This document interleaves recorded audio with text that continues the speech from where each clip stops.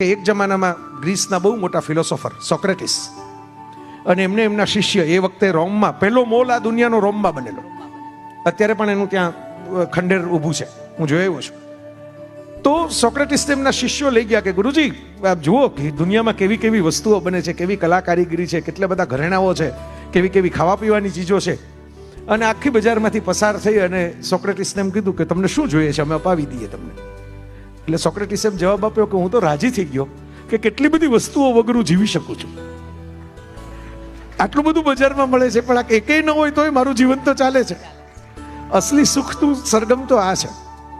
પેલી સુખ છે એ તો દુઃખ લઈ આવે કે આ મારી પાસે નથી, આ મારી પાસે નથી, આ પૈસા હોત તો હું આ ગાડી લઈ લેત, પૈસા હોત તો હું આવો બંગલો બનાવત.